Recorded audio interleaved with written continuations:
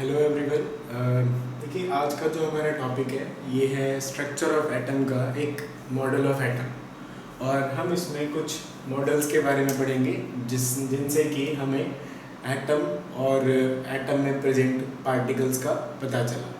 तो for example सबसे पहले हमारे पास जो मॉडल है that model is Thompson model. तो इस थॉमसन ने अपने मॉडल में क्या बताया, it's the name of scientist is J Thomson. J Thomson model है ये। इस मॉडल में बताया गया कि एक एटम जो होता है वो सॉलिड फॉर्म में होता है, मतलब एटम्स आर सॉलिड। फिर दूसरा पॉइंट जो एटम के बारे में दिया गया वो था electrons are randomly distributed throughout the atoms, जो कि आपको ऐसे रिप्रेजेंट कराया हुआ है। तीसरा पॉइंट जो दिया गया, total charge on electron is equal to the positive charge on the rest of the atom. It means एक एटम के अंदर जितना चार्ज इलेक्ट्रॉन के ऊपर होता है, बाकी का जो स्पेस बचा हुआ है उन सभी स्पेस में जो चार्ज है वो है पॉजिटिव चार्ज और वो इक्वल है इलेक्ट्रॉन के चार्ज के। तो इन तीनों इसकी मॉडल की थ्योरीज में, इन तीनों थ्योरीज में सिर्फ अगर थॉमसन ने कुछ सही पॉइंट दिया है तो वो है इलेक्ट्रॉन। इसीलिए हम थॉमसन को हम जनरली कंसीडर करते हैं कि इलेक्ट्रॉन की डिस्कवरी थॉमसन ने करी है।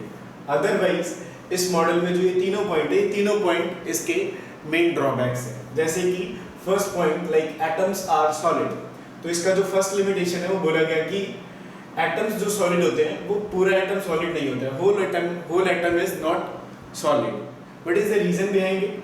इसके पीछे क्या रीजन है कि एक एटम के अंदर थोड़ा बहुत स्पेस भी होता है और उस स्पेस के साथ साथ पार्टिकल्स की जो अपनी जगह होती है वो एक शेल्स के अंदर रखे जाते हैं, कुछ पार्टिकल्स न्यूक्लियस के अंदर रखे जाते हैं। हालांकि इस मॉडल तक न्यूक्लियस के बारे में कोई इन्फॉर्मेशन नहीं थी, बट अगर हम देखें अभी के लिमिटेशंस के अकॉर्डिंग इस मॉडल को, तो इस मॉडल के अकॉर्डिंग हमें ये ऑब्जर्व होगा कि एटम पूरा सॉलिड नहीं होता।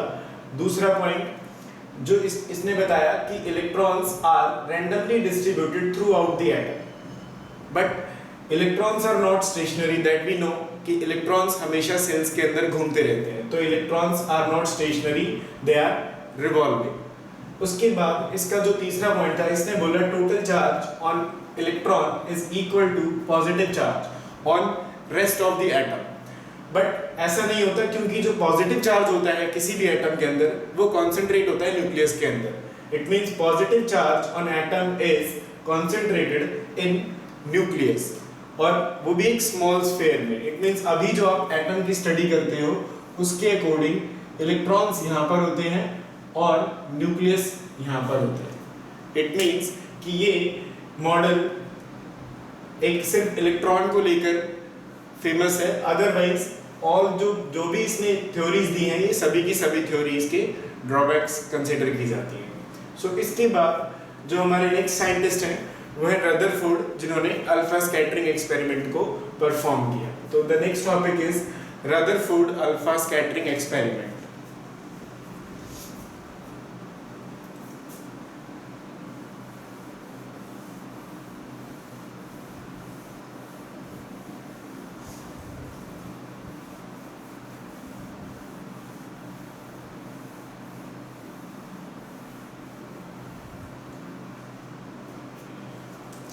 So the next topic is Rutherford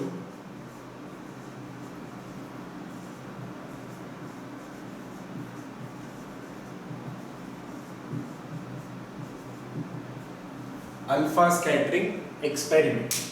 देखिए इस एक्सपेरिमेंट में क्या किया गया, इसमें ये एक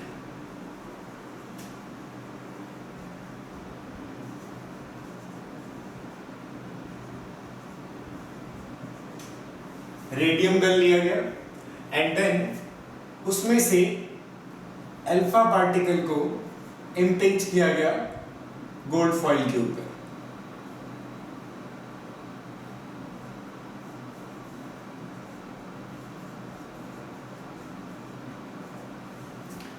तो जब अल्फा पार्टिकल को गोल्ड फॉइल पर इम्पिंच किया गया, इट मींस जब अल्फा पार्टिकल को पास कराया गया गोल्ड फॉइल से, तो जो गोल्ड फॉइल था, गोल्ड भी एक एटम है, तो उसके सामने उस पार्टिकल ने उस गोल्ड के फॉइल को पेनिट्रेट किया और उसके बाद उसके सामने एक स्क्रीन रखी गई जिंक सल्फाइड की।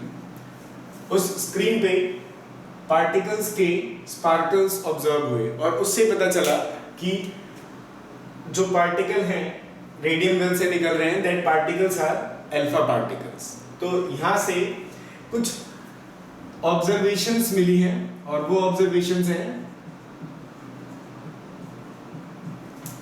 First observation, most of the alpha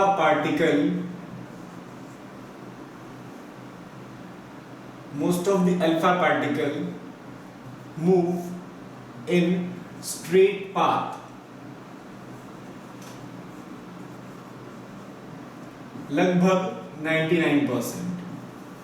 मतलब बहुत से अल्फा पार्टिकल ऐसे थे जो कि सीधे सामने जाकर स्क्रीन पे टकराए और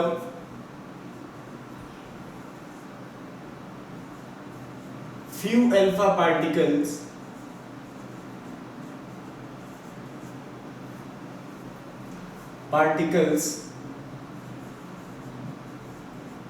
get deflected with different angle। कुछ अल्फा पार्टिकल दूसरे एंगल से डिफ्लेक्ट हुए। तीसरा पॉइंट जो है इस मॉडल का, कि जब ये साइंटिस्ट एक्सपेरिमेंट कर रहा था तो एक्सपेरिमेंट करते टाइम पीछे भी एक स्क्रीन रखी गई और उसके पीछे जब एक स्क्रीन रखी गई तो उसे भी पीछे भी एक स्पार्कल ऑब्जर्व हुआ। तो इसका मतलब कहीं ना कहीं पार्टिकल जो सामने जा रहा है वो कुछ वापस भी आ रहा है। तो उसे एक ऑब्जर्वेशन ऑब्जर्व हुई कि बहुत सारे जब पार्टिकल पास हो गए गोल्ड फॉइल से तो एक पार्टिकल वहां से वापस आया। तो यहाँ पर बताया गया थर्ड पॉइंट में कि some of the alpha particle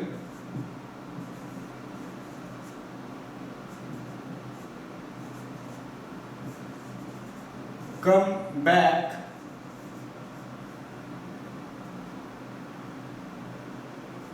in the direction of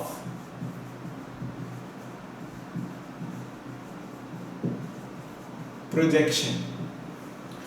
मतलब जिस डायरेक्शन में प्रोजेक्शन रखी हुई थी उसी डायरेक्शन में पार्टिकल वापस आया। तो उस पार्ट से हमें ऑब्जर्व हुआ कि अल्फा पार्टिकल्स में कुछ मतलब जो ऑब्जर्वेशंस हैं ये रदरफोर्ड अल्फा स्कैटरिंग की एक्सपेरिमेंट की ऑब्जर्वेशंस हैं। जैसे कि फर्स्ट ऑब्जर्वेशन है, most of the alpha particles move in straight path and around 99% few alpha particles get deflected back with different angles। और तीसरा पार्ट है some of the alpha particles come back in the direction of projection। और जो particles वापस आए थे वो 1 in 20,000 20,000 particle जब स्कैटर्ड हो गए तो एक पार्टिकल वहां से वापस आ गया। तो इन तीनों पॉइंट्स को लेकर बहुत समय बाद साइंटिस्ट ने कुछ सोचा और सोचने पर उन्हें बहुत सारी ऑब्जर्वेशंस मिली और उस ऑब्जर्वेशंस के जितनी भी ऑब्जर्वेशंस इन्होंने करी है इन सभी ऑब्जर्वेशन का पर्टिकुलर कंक्लूजन निकाला। और कंक्लूजन क्या निकाला देखते हैं। कंक्लूजन क्या निकाला उन्होंने, देखो कंक्लूजन ये निकाला कि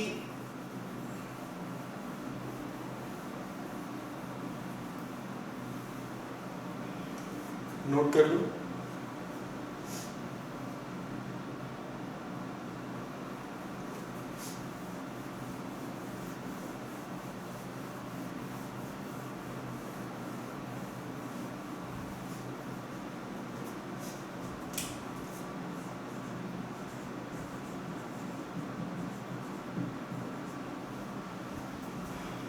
देखो कंक्लूजन ये था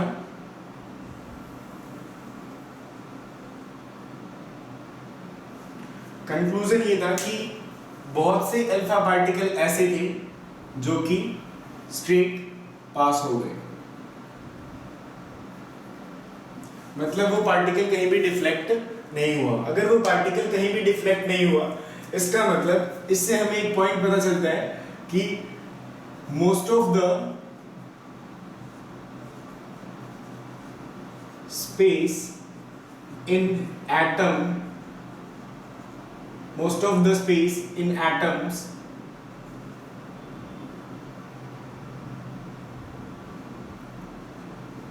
are empty। मतलब बहुत सारा स्पेस जो एटम के अंदर है वो खाली है। उसके बाद दूसरा जो पॉइंट था कि बहुत से अल्फा पार्टिकल्स ऐसे थे जो कि अलग एंगल से डिफ्लेक्ट हुए। तो एक एटम है, तो उस एटम के अंदर यहाँ से हमें पता चलता है कि रदरफोर्ड एक्सपेरिमेंट तो अल्फा पार्टिकल का करने गया था, बट जब उसने पार्टिकल्स, इसने अपनी थ्योरी की स्टडी करी, तो इस स्टडी के बाद उसे ऑब्जर्व हुआ कि एक एटम के अंदर कोई पॉजिटिव पार्ट भी प्रेजेंट है, जिस पॉजिटिव पार्ट की वजह से ये पार्टिकल दूसरे एंगल की तरफ रिफ्लेक्ट हो रहा है। क्योंकि जो ये पार्टिकल है, इधर से जो ये पार्टिकल आ रहे हैं ये अल्फा पार्टिकल है और इन पे चार्ज कौन सा होगा, प्लस। और ये पार्टिकल अगर डिफ्लेक्ट होते हैं तो इनकी, इसके पीछे रीजन क्या होगा, सेम चार्ज। और अगर सेम चार्ज है तो एटम के अंदर अगर एक और चार्ज प्रेजेंट है और वो भी किसी सेंटर में, सपोज यहाँ पर एक पॉजिटिव चार्ज प्रेजेंट है, तो ये पॉजिटिव चार्ज इसको रिपेल कर रहा है दूसरे डायरेक्शन में। तो इस पॉजिटिव चार्ज का जो उन्होंने नाम दिया, उसका नाम दिया न्यूक्लियस। तो जो सेकंड कंक्लूजन निकला, that conclusion was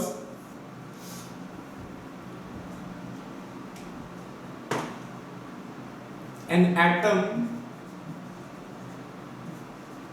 consists small positive sphere। एक एटम क्या कंसिस्ट करता है, एक स्मॉल पॉजिटिव स्फीयर, जिसको उन्होंने नाम दिया, नेम्ड एज न्यूक्लियस, जिसका नाम उन्होंने न्यूक्लियस दिया। फिर तीसरा जो पॉइंट आया वो ये आया कि थर्ड पॉइंट ये बताया गया कि जब बहुत सारे अल्फा पार्टिकल पास हो गए तो एक अल्फा पार्टिकल बैक हुआ, और वो जो अल्फा पार्टिकल डिफ्लेक्ट बैक हुआ उसके पीछे रीजन क्या था कि इसका मतलब उस एटम के अंदर अगर बहुत सारा स्पेस खाली है जहां से पार्टिकल जा रहे हैं और कुछ फोर्स की वजह से रिपेल हो रहे हैं, तो कुछ पार्टिकल जो वापस आ रहे हैं उस एटम के एक छोटे से पार्ट, इट मींस 20,000 पार्टिकल के जाने के बाद अगर एक पार्टिकल वापस गया है, तो जो पॉजिटिव चार्ज है, पॉजिटिव स्फीयर है, जिसको आप न्यूक्लियस बोल रहे हो, वो एटम के सेंटर में होगा। और सेंटर में अगर होगा तो उसका जो साइज होगा वो बहुत ही ज्यादा स्मॉल होगा, क्योंकि जब एक पार्टिकल 20,000 में से जा रहा है, इसका मतलब एटम में बहुत सारी स्पेस है, एक्सेप्ट कि एक छोटा सा पार्ट जो कि एटम के सेंटर में प्रेजेंट है, जिसको आप न्यूक्लियस कंसीडर करते हो। तो थर्ड पॉइंट जो है आपका वो है size of nucleus is very small. Nucleus का जो साइज है वो बहुत ही स्मॉल है। तो यहां पर जो पार्टिकल गया था थर्ड, ये उसी डायरेक्शन में वापस भी आ गया, मतलब 180 डिग्री का डिफ्लेक्शन हुआ इसमें। इस 180 डिग्री के डिफ्लेक्शन से हमें पता चला कि 20,000 पार्टिकल के जाने के बाद एक पार्टिकल वापस आ रहा है, तो मतलब वो जो पॉजिटिव अप्रोच जो पार्टिकल को डिफ्लेक्ट कर रहा है दूसरे डायरेक्शन में और वापस भेज रहा है, उसका साइज बहुत ही छोटा होता है। और इसका साइज होता है approx 10 to the power -15 metre, 10 to the power -15 metre approx, इतना साइज होता है इसका। और एक एटम का साइज होता है 10 to the power -10 metre approx, it means 1 angstrom. एक एटम का साइज 1 एंगस्ट्रॉम होता है। तो अगर आप कंपेयर करना चाहो न्यूक्लियस के साइज और एटम के साइज की, तो आप कंपेयर कर सकते हो size of atom upon size of nucleus, then your answer will be 10 to the power -15 upon 10 to the power -10, this becomes 10 to the power minus 5, which is equal to 1 upon 10 to the power 5. So you can say कि size of atom is 10 to the 5 times 10 to the power 5 times bigger than nucleus. मतलब अगर एक atom की बात करें तो एक atom के अंदर न्यूक्लियस का जो साइज होता है वो बहुत ही छोटा होता है, और वो उस एटम का जो 10 to the power 5 fifth part जो होता है वो पार्ट होता है। जैसे कि मान लो कि एक फुटबॉल का बड़ा ग्राउंड है और उस बड़े ग्राउंड के सेंटर में मैंने एक फुटबॉल रखा हुआ है और मैं बाहर से उसमें फुटबॉल को फेंक रहा हूँ ताकि वो उस पर हिट करे। तो जब मैं बहुत सारे फुटबॉल्स को फेंकूंगा तो मे बी कि 10,000, 15,000, 18,000 और फाइनली हो सकता है कि एक प्रोबेबिलिटी बने कि 20,000 जब हमने फुटबॉल फेंके तो एक फुटबॉल उसके ऊपर जाके टकराया और फिर वो वापस आया। इट मीन्स एक एटम का जो साइज है वो बहुत ही छोटा होता है, और उस छोटे से साइज में न्यूक्लियस का size extremely small which is equal to 10 to the power minus 15 metre approximate. तो ये आपका Rutherford alpha scattering experiment model है। इस मॉडल में और भी कुछ चीजें निकली जिनकी स्टडी करी गई, जैसे कि कुछ पॉइंट्स हैं। जैसे सबसे पहला पॉइंट आएगा इसमें, the very first point is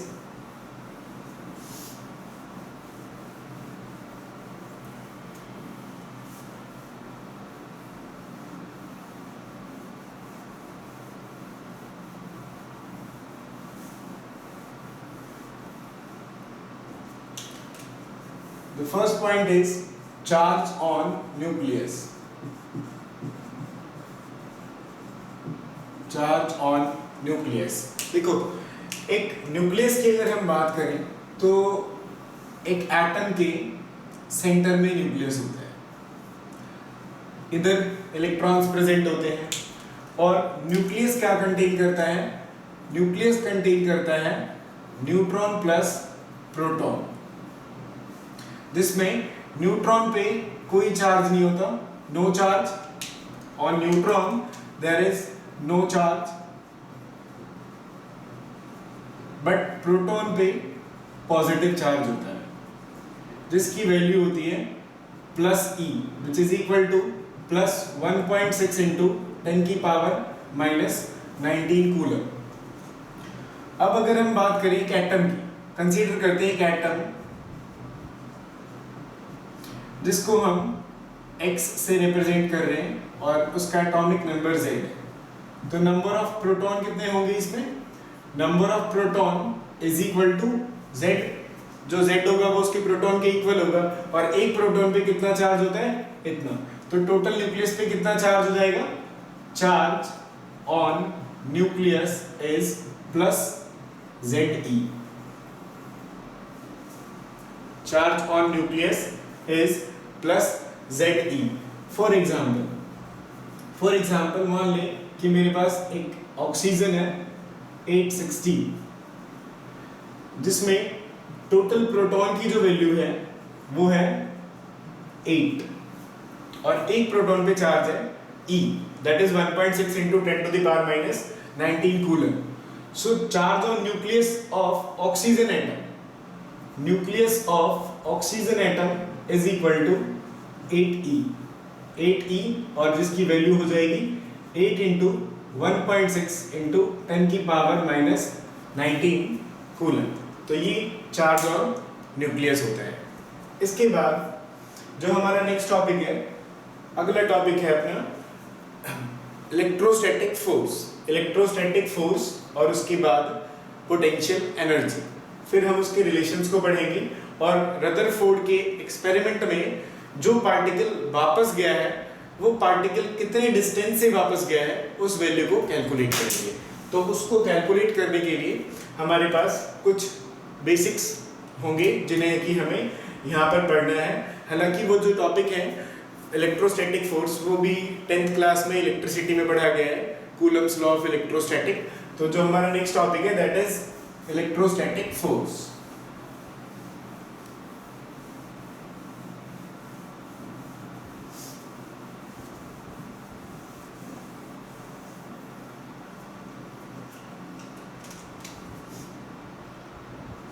एक होता है फोर्स, मान लीजिए एक चार्ज है यहाँ पे प्लस और एक यहाँ पे चार्ज है माइनस, और इनके बीच का जो डिस्टेंस है वो है r। तो जो फोर्स की वैल्यू होती है वो डायरेक्टली प्रोपोर्शनल होती है दोनों चार्ज के Q1 और Q2,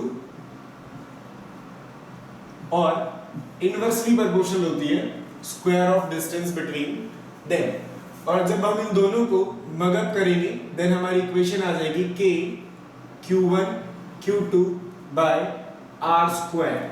This K is known as constant और इसकी वैल्यू होती है 1/4 पाई एप्सिलॉन नॉट, और ये इक्वल होता है 9 into 10 to the power 9 newton metre square coulomb की power 2। This is equal to K। K constant की वैल्यू, Q1 Q2 यहाँ पर चार्ज और R इज डिस्टेंस। यहीं पर अगर हम एनर्जी निकालें, पोटेंशियल एनर्जी,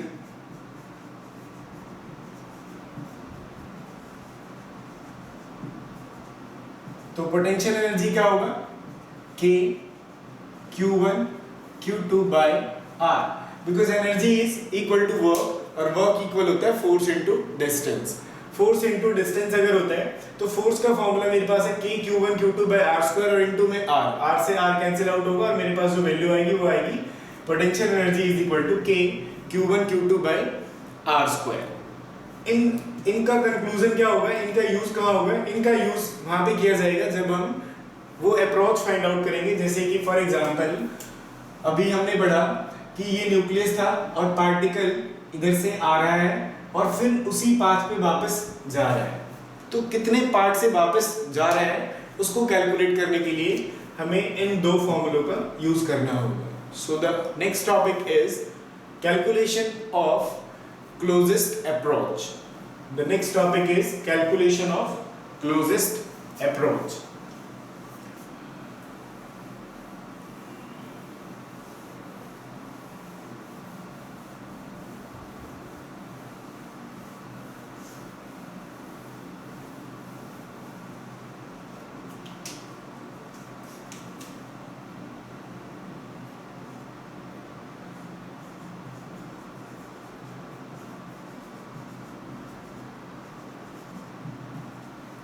क्लोजेस्ट अप्रोच, देखिए क्लोजेस्ट अप्रोच क्या होता है कि ये एक एटम है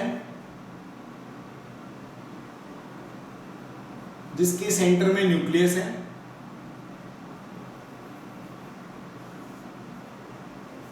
और इस न्यूक्लियस पे जो चार्ज है दैट इज Ze, जो कि अभी हमने फाइंड आउट किया। अब अल्फा पार्टिकल्स इधर से आ रहे हैं और एक पॉइंट आएगा जहां से वो डिफ्लेक्ट बैक होगा। तो जिस पॉइंट से डिफ्लेक्ट बैक होगा उस पॉइंट से लेकर ये न्यूक्लियस का जो डिस्टेंस है इस पॉइंट को हम नाम देंगे x। That x is called closest approach। इस x को हम क्या नाम देंगे? closest approach। एक ऐसा closest approach to nucleus जो कि जहां से पार्टिकल वापस गया है। अब इस closest approach की वैल्यू को फाइंड आउट करने के लिए हमें क्या करना होगा? हमें ये देखना होगा कि जो ये पार्टिकल आ रहे हैं ये है अल्फा पार्टिकल और अल्फा पार्टिकल पे चार्ज होता है alpha particle, they are represented as He++।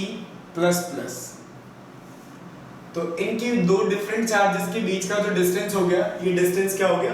Closest approach. अब अल्फा पार्टिकल जो आ रहा है वो पार्टिकल आ रहा है R is equal to infinity से, बिकॉज कि जो पीछे डिस्टेंस है वो डिस्टेंस इनफाइनाइट डिस्टेंस है। इनफाइनाइट डिस्टेंस का मतलब हमें नहीं पता कि वो कितनी दूर से आ रहा है पार्टिकल, ठीक है। इनफाइनाइट का मतलब वो नहीं कि बिल्कुल ही आप इन्फिनिटी पर लेकर जा रहे हो किसी भी ऑब्जेक्ट को और वहां से पार्टिकल्स, वहां से रेडियम गन से अल्फा पार्टिकल्स आ रहे हैं, ऐसा नहीं है।